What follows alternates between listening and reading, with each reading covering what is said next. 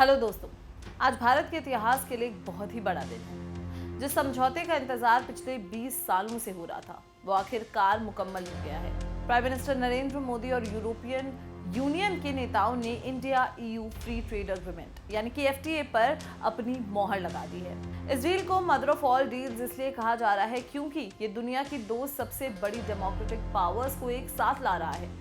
हमने देखा कि कैसे रिपब्लिक डे के मौके पर EU लीडर्स ने हिस्सा लिया और आज ये व्यापारिक डील साइन हो गई। ये समझौता उस समय आया जब भारत अमेरिका के 50% टैरिफ के बाद अपने निर्यात यानी कि एक्सपोर्ट्स के लिए नए रास्ते तलाश रहा था। इस वीडियो में हम समझेंगे कि ये डील भारत की किस्मत कैसे बदलेगी, तो अंत तक जरूर बने रहिए। दोस्तों, इस डील की अहमियत को समझने के लिए जरा इसके आंकड़ों यानी कि स्टैट्स पर गौर कीजिए।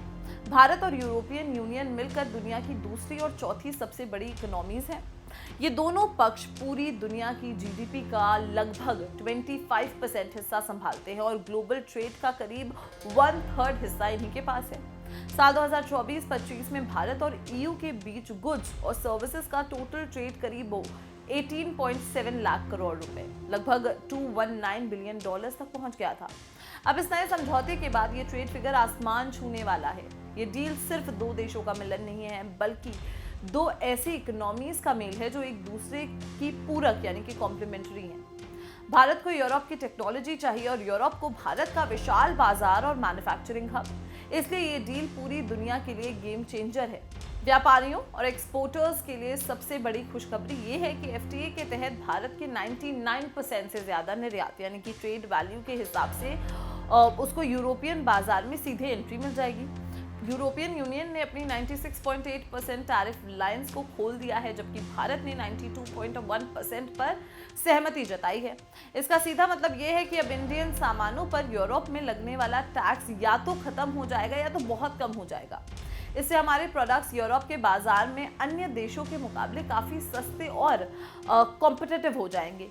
ये डील भारत की उस स्ट्रेटेजी का हिस्सा है जहां हम किसी एक देश पर निर्भर रहने के बजाय यूरोप जैसे बड़े बाजार को अपना परमानेंट पार्टनर बना रहे हैं। ये हमारे व्यापारिक भविष्य के लिए बहुत बड़ा सुरक्षा कवच यानी कि सेफ्टी नेट साबित होने वाला है।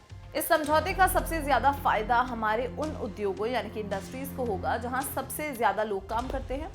हम बात कर रहे हैं टेक्सटाइल, गारमेंट्स, लेदर, जूते, marine products, James and jewellery और हैंडक्राफ्ट्स। इन क्षेत्रों में करीब $33 बिलियन के निर्यात पर लगने वाला 10% तक का टैरिफ अब पूरी तरीके से खत्म कर दिया जाएगा। इससे न केवल निर्यात बढ़ेगा बल्कि उन लाखों कारीगरों, बुनकारों, युवाओं और महिलाओं को ज्यादा फायदा होगा जो इन सेक्टर्स से जुड़े हुए हैं।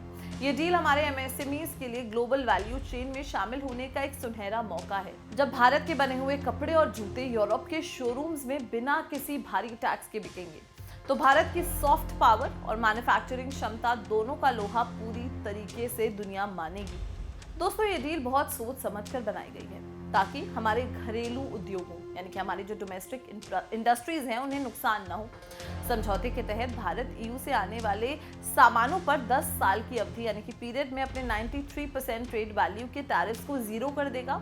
वहीं यूरोपियन यूनियन भारत से आने वाले सामानों पर अगले 7 सालों में टैरिफ को धीरे धीरे खत्म करेगा। हालांकि भारत ने अपनी सेंसिटिविटी का पूरा ध्यान रखा है।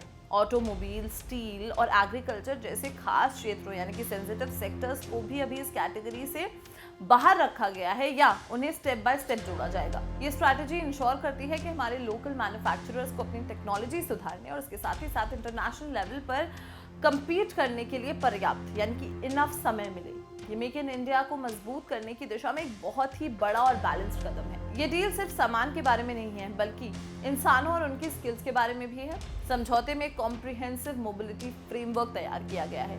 इसका मतलब है कि अब इंडियन इंजीनियर्स, डॉक्टर्स और IT प्रोफेशनल्स और अन्य स्किल्ड वर्कर्स के लिए यूरोप जाकर काम करना और वहां अपनी सर्विसेज देना बहुत ही ज्यादा आसान हो जाएगा। वीजा और वर्क परमिट के प्रोसेस को सिंपल बनाया जाएगा ताकि क्रॉस बॉर्डर मूवमेंट में कोई अड़चन ना आए।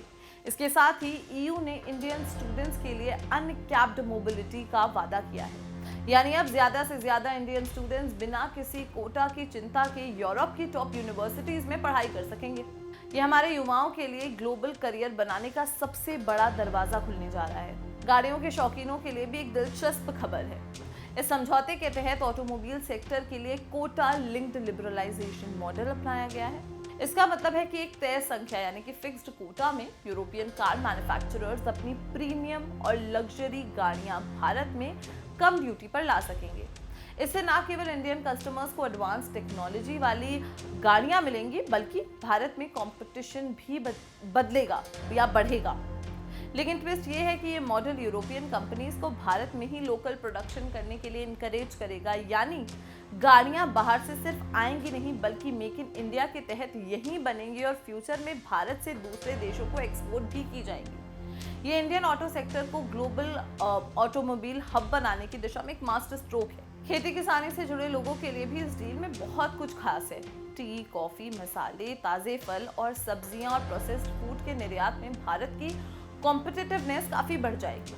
जब इन चीजों पर यूरोप में टैक्स कम होगा तो इंडियन किसानों की उपज यानी कि प्रोड्यूस की मांग बढ़ेगी, जिससे सीधे तौर पर रूरल इनकम में इजाफा होगा। हालांकि सरकार ने बहुत ही सावधानी बरतते हुए डेयरी, अनाज यानी कि सीरियल्स, पोल्ट्री और सोया मिल जैसे सेंसिटिव क्षेत्रों को रिंग फेंस कर दिया है, यानी उन पर सुरक्षा कवच लगा दिया है ताकि विदेशी प्रोडक्ट से हमारे किसानों को कोई खतरा ना हो।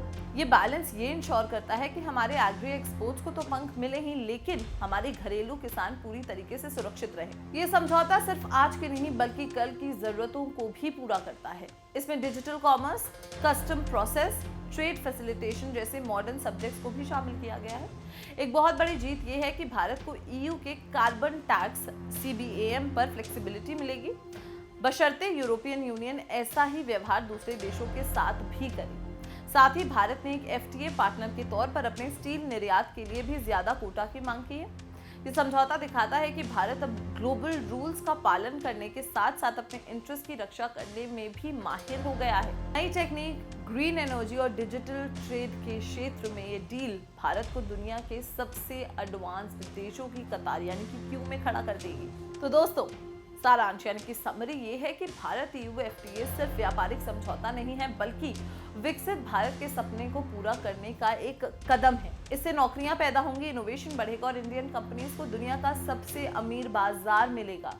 ये डील उस समय हुई है जब दुनिया ट्रेड वॉर से जूझ रही है। ऐसे में भारत और यूरोप का ये गठबंधन स्टेबिलिटी और भरोसे का संदेश देता है। इस डील के बारे में आपको क्या लगता है? अपनी राय हमें कमेंट सेक्शन में जरूर बताएं और अगर ये वीडियो पसंद आई हो इसे लाइक और शेयर करना बिल्कुल भी ना भूलें और देखते रहें जागरण जोश।